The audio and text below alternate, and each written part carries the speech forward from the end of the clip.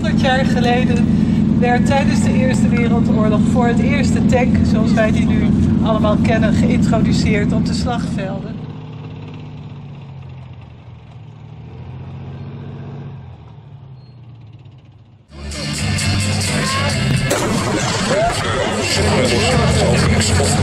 Inderdaad, en net als bij de tank is de onderzijde, het voertuigwerk, is het minst beschermd. Yeah, we're about to see a Stuart and a Sherman tank. They're named by Britain when the Americans supply these vehicles. This is the M3 tank. De Koninklijke Landmacht zijn er wat kleine aantallen van geweest. De Amerikanen hebben ze ook gehad als M3, maar ook als M5. Or something very similar. In Britain we had what was called 2-pounder. It was really confusing. Door rook produceert. Daar gaan ze nog veel meer rook mee maken. America in 1940 had only made just over 300 tanks in its entire history. By 1945, America had made over 68,000 tanks. In that short space of time, that was absolutely incredible. And the Sherman is a very simple, reliable, basic design that they could churn out in the thousands, literally the tens of thousands. De tweede tank die nu de arena binnenrijdt is een M4 Chevy. De Chevy is ook een hele lichte tank. Dat is een reconnaissance tank, dus uit voor Chevy. Ja, deze Chevy tank, we hoorden het al, werd geproduceerd door Cadillac, de autofabrikant. Wordt aangedreven door 2 Cadillac automotoren. En heeft ook een hydromatic transmission. Dus een semi-automatische aandrijving. Een versnelde bak. Nou, dat schakelt heel comfortabel natuurlijk. Dus een heel groot bedieningsgemak voor de chauffeur. Maar het is wel snel en wendbaar. The Panther 3 was the tank, along with the Panzer 4, that Germany designed in the 1930s. A very famous and well-used vehicle throughout the whole of the Second World War. Flamethrower Variant. In November of 1941, the German army realized it might need flamethrowers for urban operations, and they converted or built 100 Panzer IIIs with this flame weapon on the front. That barrel contains 2 jets, one to supply oxygen and one to supply petrol, and there's a huge fuel tank inside the vehicle. They cut the crew members down to 3, and they added extra armor protection is bolted on the front of the Panzer III because they really didn't want to be penetrated and that fuel go up in flames. So tanks like this saw action on the Eastern Front and the Battle of Kursk, and they were mainly used for close combat, clearing trenches or building. De stormgeschütz, dames en heren, was eenvoudig en goedkoper ook te produceren dan een Panzerkampfwagen 3. Er zit namelijk geen koepel op en dat was veel eenvoudiger in de productie. Hij is ook lager, het silhouet is lager. Hij is ideaal voor hinderlagen om te verstoppen ergens achter een heuvel of struikgewas. 1930s. The head of the design team was someone called Mikhail Koshkin, and he argued with the Red Army, and he said you need a heavier, better protected and better gun tank than what was in service at the time, and Stalin backed him, and they chose a diesel engine because they'd found that when they fought the Japanese at a place called Khalkhin Gol in 1938, crew conditions in this vehicle were abysmal, absolutely appalling.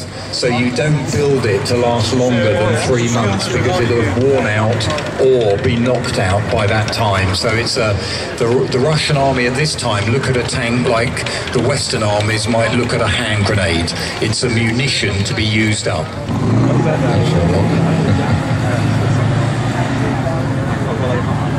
Nederland heeft hem gebruikt en daarnaast ook België. Ondertussen is hij ook alweer doorverkocht in Nederland en andere landen.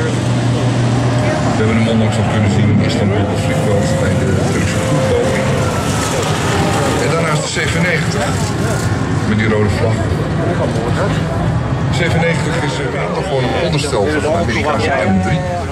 Die waren nog genoeg verraden. Die hebben ze dus andersom, dus de andere dat zit nu aan de andere kant. Dat van vol. Hebben ze dat onder het chassis gezet van dat T1600. Een extra lier voorop, en dan nog een hele blok.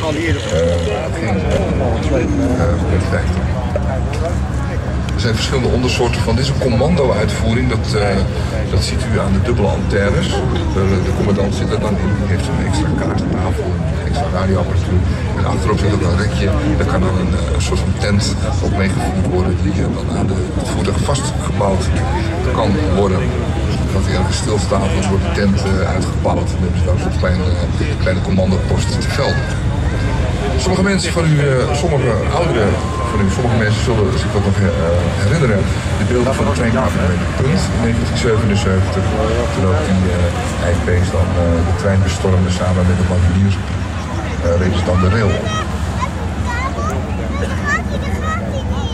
Nadeel. Je ziet de IP 765 nog een keer. Hij is bewapend met een 25 mm Oerlikon boordkanon. En hij kan dus ook gewapend worden met een .50 overopstelling. De IPM werd dus ontworpen eigenlijk, ontwikkeld uit de M113A1, waarvan we er heel veel hebben gezien. Dat zijn astronomische aantallen geproduceerd uit Nederland heeft gehad. En eind jaren 70 verschenen. Het onderstel is van de Leopard 1. Met precies dezelfde motor erin. Eigenlijk het 99% hetzelfde als de Leopard 1. Oud. Want het onderstel is bij de Leopard 1 beter niet aangepast. Het is een Leopard onderstel. Er zit een 850 pk meer brandstofmotor in. Julie Compagnie. En daar zijn 2 brugleggende tanks zijn daar ingedeeld. Ondertussen zien wij een brugdeel in actie komen. Dat is eigenlijk, als je het ziet, dan begrijp je pas hoe het werkt. Maar dit is dus ook een Belgisch voertuig met een kraan erop. Het is eigenlijk gewoon een gepantserde kraan op een rupsonderstel.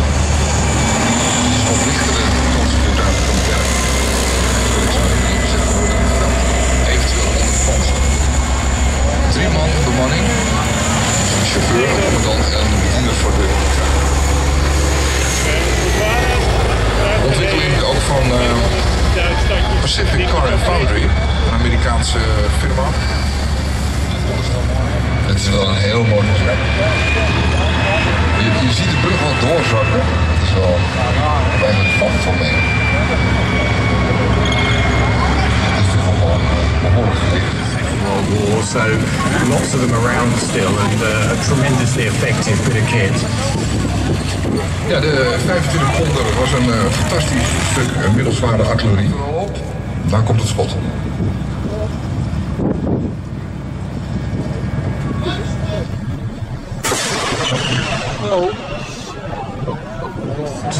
So you can see on the front with the 50 caliber machine gun, this is why it got called a priest in British service, because it looked like the guy was standing up about to give a sermon from that little mountain. Ja, zoals u hoort, hij werd de priest genoemd door de Engelsen, omdat in de pulpit, de preekstoel eigenlijk, dat is die .50 opstelling aan de rechterkant voor u links, naast het kanon.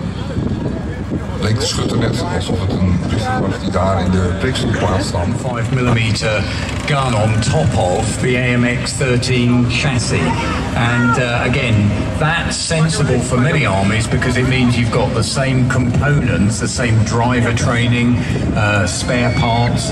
If you design a new vehicle for every role. De bediening, althans een gedeelte van de bediening, zat open en bloot. De rest van de bediening die reed dan in het voertuig erachteraan. Grote zware granaten. Er was dus een andere variant, dat was de M107. Hetzelfde onderstel, hetzelfde motorafruit, zoals we dat dan met een mooi Nederlands woord noemen. Maar met een andere 175 mm en iets langere schijnbuis. Dit voertuig is van de verzameling van de veldartillerie. Artilleriemuseum in het Harde. PRTL Cheetah. Een vorm van artillerie, want het is natuurlijk luchtdoelartillerie. Met zoek- en volgradar. Het zoekradar dat zit dan bovenop en het volgradar dat zit voorop. weet ik dat zo. Hij kan alleen vuren in trouwens stilstand. Niet zo dat hij rijdt. Het is voor laagvliegende doelen. Panther vliegbasis. Hebben we toch de Nederlandse bemanningen of Leopards. En dat is een gecombineerde samenwerking als het ware Nederlandse team in een Duitse panzereenheid.